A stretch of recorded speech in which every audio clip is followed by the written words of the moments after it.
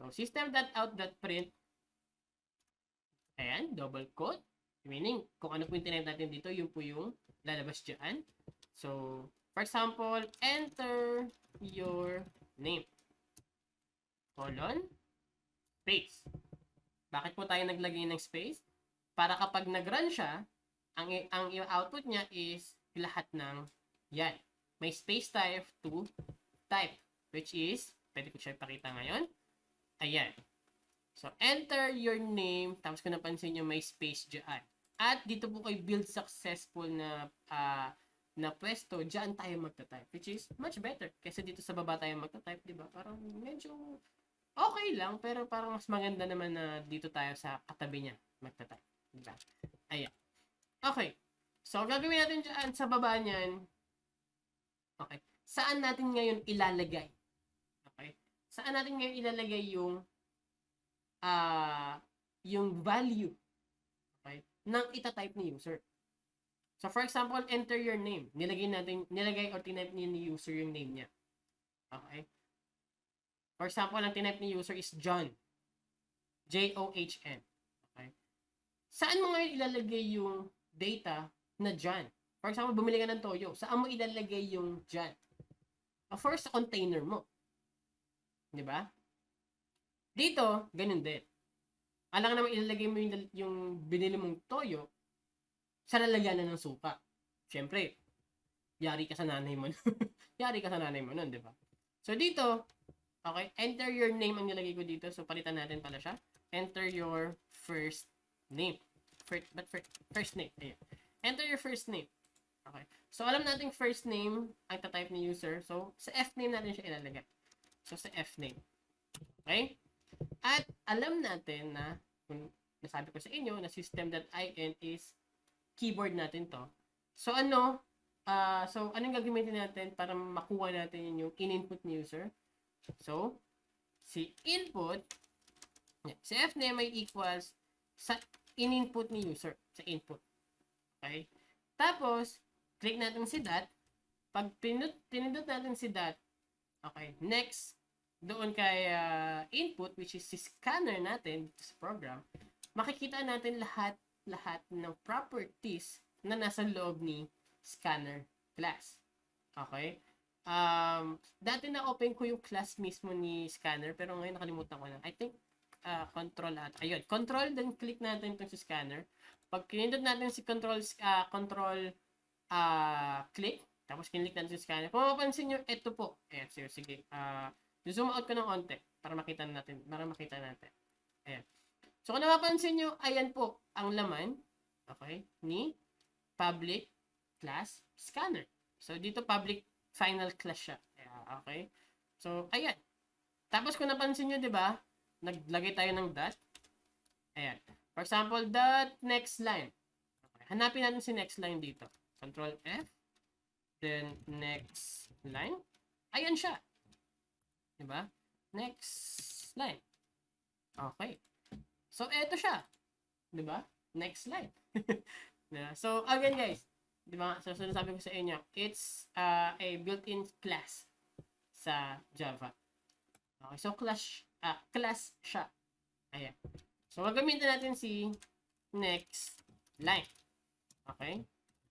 So, si next line po is for getting the string data na tinype ni user. Okay? Iba-iba yun guys. Kapag kapag ang input naman ni user is integer, for integer din ang lalagay natin dyan. Which is, alam ko nahulaan nyo na. So, since next line is for the string, meron din tayong next int, which is for integer. At hula ko, alam nyo na rin kapag kay kapag kay float, which is, of course, next float. Diba? Pahirapan ba natin sarili natin? Hindi na, diba? Ayan. So, basically, pag nirun natin to, save natin, then run natin, enter your first name. Eto na guys, pwede na tayo mag-type. Diba? Type natin, again, for example, si John. Pag in-enter ko yan, build successful, syempre, paano ka nakakasigurado na napunta nga itong John kay first name? Diba? Paano kayo nakakasigurado? Diba? Gawin natin system out that print ln after mag-type, okay? So after mag-type ni user, i-print natin si fname. Okay? Just to make sure, just to make sure na nag-save nga or napunta nga yung in-input natin na word or na string kay fname. Okay? So try natin. So run natin. Enter your first name. Mike. Ayan. Enter natin. Nag-print si Mike. Yung fname nag-print. Okay? So, that's basically it. Ito na yung user input natin. Okay? So, string mname. Okay. So, dire-diretso yan natin. Pwede po ito guys na ganyan. Ayan. Okay?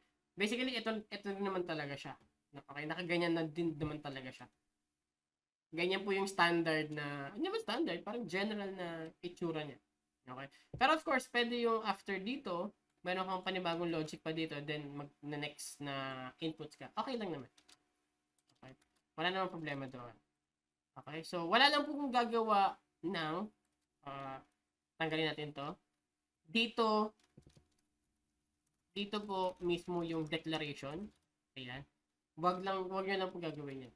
Okay? Gagana siya, oo. Pero, hindi po yun yung standard programming flow. Don't worry, ilaleso natin yung programming flow. Huwag kayong mag-alala. Isasama natin yan. Okay? So, yun. Gawin naman natin si mname naman to. Okay? Enter your middle name. Tapos, space split tayo. Enter your lname. Enter your last name. Save, hindi, wait lang. Print natin yung tatlo. Fname, mname, then lname. Run natin. Save natin, then run natin. Teka lang. Close natin itong find. Run natin. What is your first name? Mike. Okay. Middle name, Sun. Last name, Mig. Okay. Pag enter natin, Mike, Sun, Mig. Okay. So, that's basically it. Ito na siya. Okay?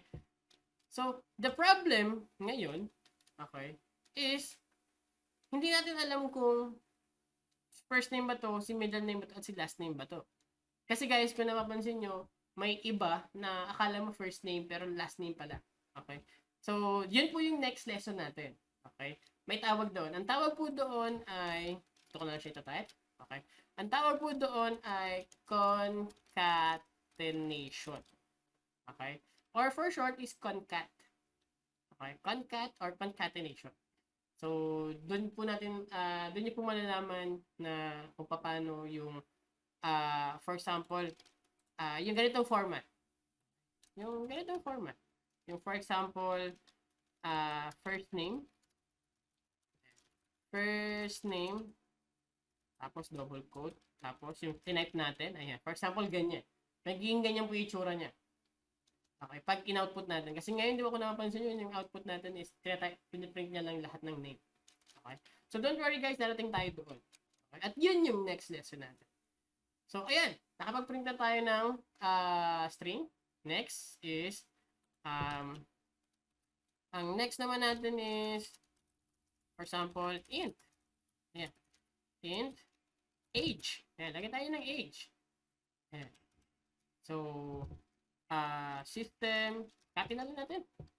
Since tamad tayo. Copy natin. Okay. Then, lumilipad. Ayan. Tapos, enter your, natin, age. Save natin. Okay. Tapos, siyempre age na yan. At kung mapapansin nyo, magkakaroon ng error yan. Dahil, again, tulad nga ng sinabi ko sa inyo, si next line ay pang string lang. So, kapag int naman, of course, sabi ko nga, di ba, next int ang ilalagay natin dyan. Okay? So, copy natin din ulit to. Paste lang natin dyan. Type natin si h. Run natin. Enter your first name. Kael. Middle name. 1. Okay. Then age is, for example, 18. Kael, San, 1, 18. Okay? So, yun. Okay. And, that's basically it. Okay? So, maski sa float, ganyan din siya. Float is equal, float, ba't nag-equals ako? Float, decimal, example. Ayan.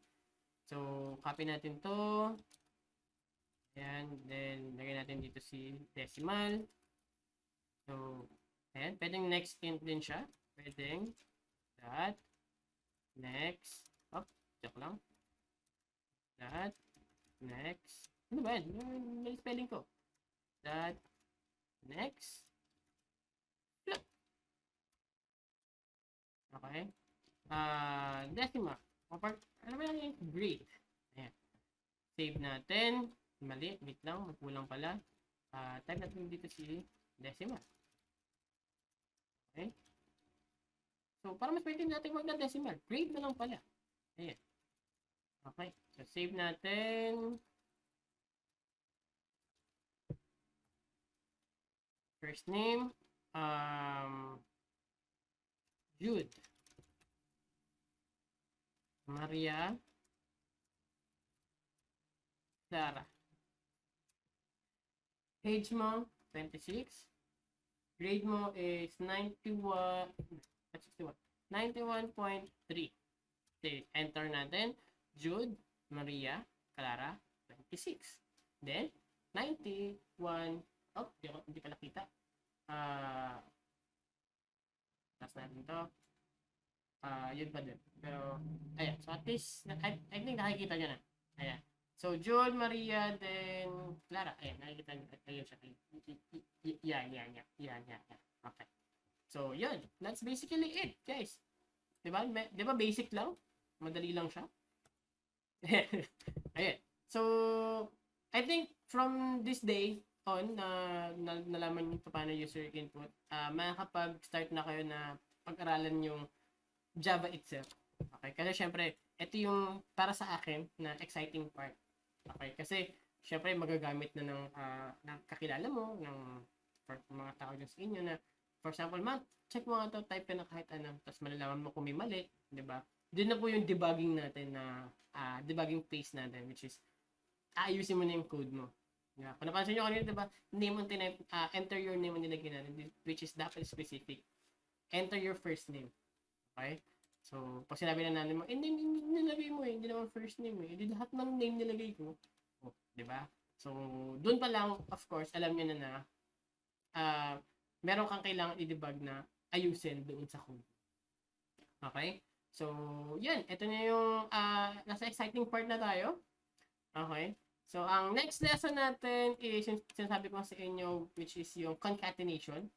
So, ito ay yung combining data. Okay? So, for example, yung F name tsaka M name, magkasama sila pag in-output nyo siya. Ayan. So, yun. This is user input. Sana may natutunan kayo. Napakadali.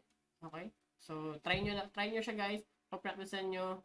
Hindi nyo naman kailangan ng memorization sa programming. Okay? Ang kailangan nyo lang is good understanding sa gusto nyo lang mangyari. Okay? So, yun po ang sikreto sa logic. Understanding kung ano yung gusto mong mangyari, ano yung gusto mong gawin. Okay? So, yun lang. And, again, guys, next lesson natin, concatenation. Nakakatuwa yun. And medyo madali lang din siya gawin. Okay? So, yun lang. Ingat kayo as always. And don't forget, guys, that programming is hard. Okay? So, huwag mo na pahirapan sarili mo. Kaya gawa ka na lang ng paraan para mas mapadali siya. Okay? So, everything is programming, guys. Ingat kayo as always. And good luck on your programming journey.